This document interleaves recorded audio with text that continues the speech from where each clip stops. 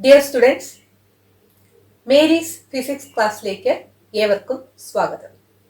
Vision and the world of colours എന്ന 6ാമത്തെ ചാപ്റ്ററിന്റെ ആദ്യത്തെ പാർട്ടാണ് ഈ വീഡിയോയിൽ ഡിസ്കസ് ചെയ്യുന്നത്. ഒരു ഹ്യൂമൻ ഐയുടെ സ്ട്രക്ചറാണ് ഈ വരച്ചിരിക്കുന്നത്. ഈ കാണിച്ചിരിക്കുന്നതാണ് ഐറിസ്. ഐറിസിന്റെ മിഡിൽ പോർഷനാണ് പ്യൂപ്പിൾ. ഇവിടെ ഒരു ലെൻസ് ഉണ്ട്, അതൊരു കോൺവെക്സ് ലെൻസ് ആണ്.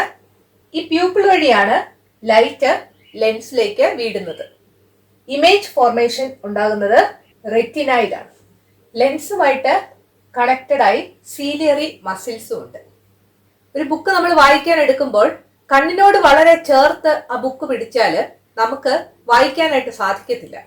കണ്ണിൽ നിന്ന് കുറച്ച് ഡിസ്റ്റൻസ് മാറിയിരിക്കണം, എന്നാൽ മാത്രമേ നമുക്ക് അക്ഷരങ്ങൾ ഡിസ്റ്റിങ്ക്റ്റ് ആയിട്ട് അല്ലെങ്കിൽ ക്ലിയർ ആയിട്ട് കാണാനായിട്ട് സാധിക്കത്തുള്ളൂ.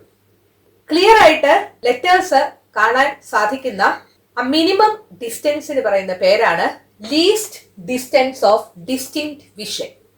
The smallest distance or the minimum distance at which we can see an object clearly is called the least distance of distinct vision.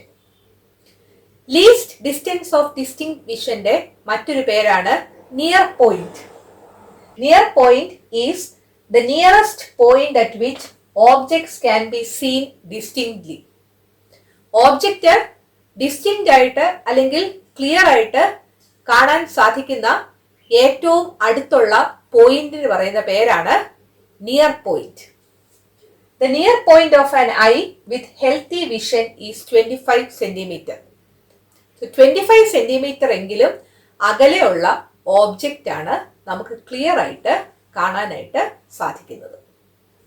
Far point of an eye എന്താന്ന് നോക്കാം. Far point is the farthest point at which objects can be seen distinctly. ഒരു object clear ആയിട്ട് കാണാൻ സാധിക്കുന്ന ഏറ്റവും അകലെയുള്ള point, അതിനാണ് far point എന്ന് പറയുന്നത്.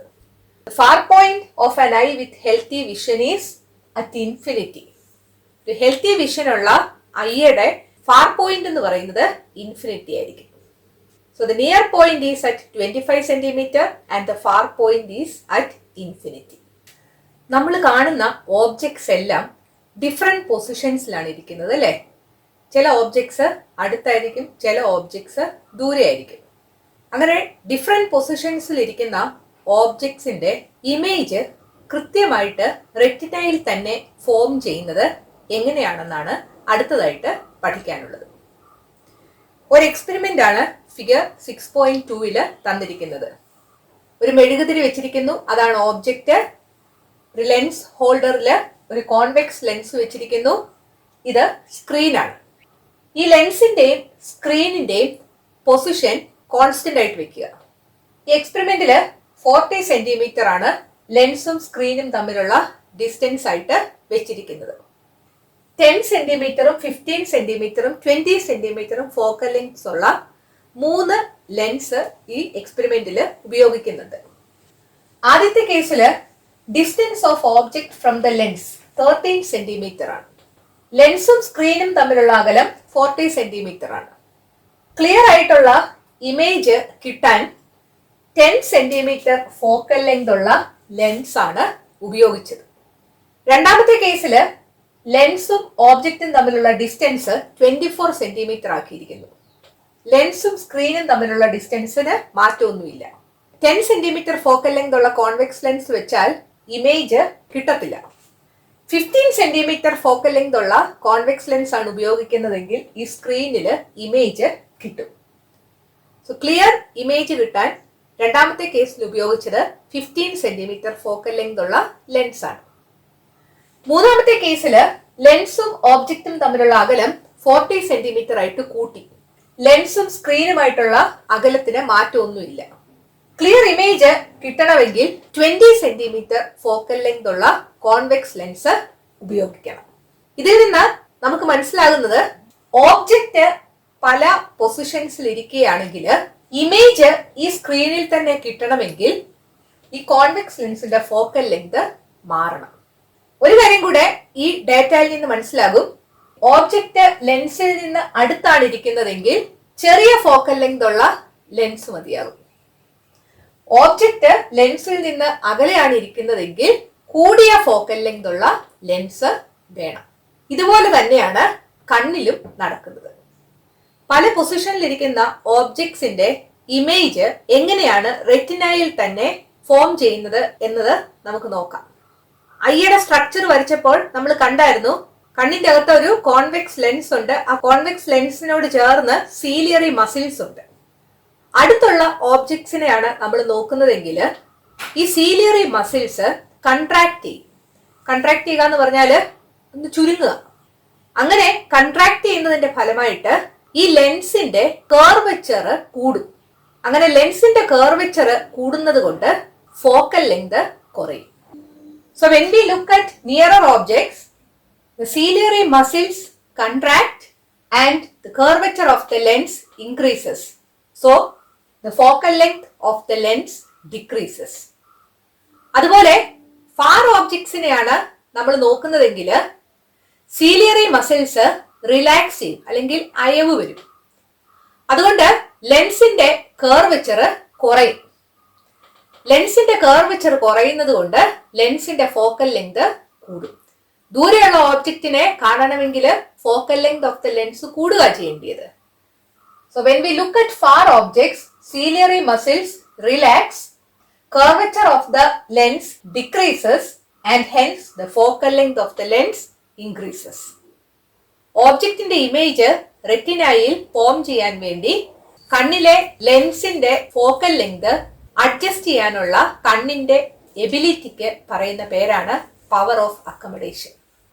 കണ്ണിലെ ലെൻസിന്റെ ഫോക്കൽ ലെങ്ത് അഡ്ജസ്റ്റ് ചെയ്യുന്നത് ആ ലെൻസിന്റെ കർവച്ചറിന് ചേഞ്ച് വരുത്തിക്കൊണ്ടാണ്. എന്താണ് പവർ ഓഫ് അക്കമഡേഷൻ എന്ന് നോക്കാം. The ability of the eye to form an image on the retina by adjusting the focal length of the lens in the eye by varying the curvature of the lens irrespective of the position of the object is the power of accommodation. കണ്ണിലെ ലെൻസിന്റെ focal length adjust ചെയ്യാനുള്ള കണ്ണിന്റെ കഴിവിന് പറയുന്ന പേരാണ് power of accommodation. Page number 134 figure 6.3 3 ray diagrams തന്നിട്ടുണ്ട്. കണ്ണിലുണ്ടാകുന്ന image ഫോർമേഷന്റെ റേ ഡയഗ്രംസ് ആണ് തന്നിരിക്കുന്നത്. Where is the image formed in each case എന്ന് ചോദിച്ചിരിക്കുന്നു. ആദ്യത്തെ കേസിൽ ഇമേജ് ഫോർമേഷൻ നടക്കുന്നത് റെറ്റിനയ്ക്ക് മുൻപിലാണ്, so in front of the retina.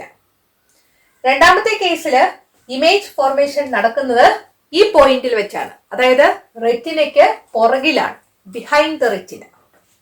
മൂന്നാമത്തെ കേസിൽ റെറ്റിനയിലാണ് ഇമേജ് ഫോർമേഷൻ നടക്കുന്നത്, on the retina.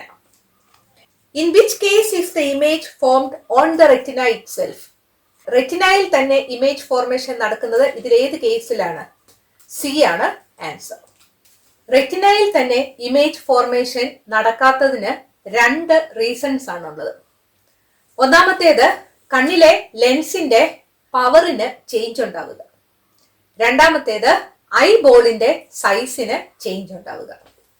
So because of the change in the power of the lens of the eye and because of the change of the size of the eyeball, image is not formed on the retina.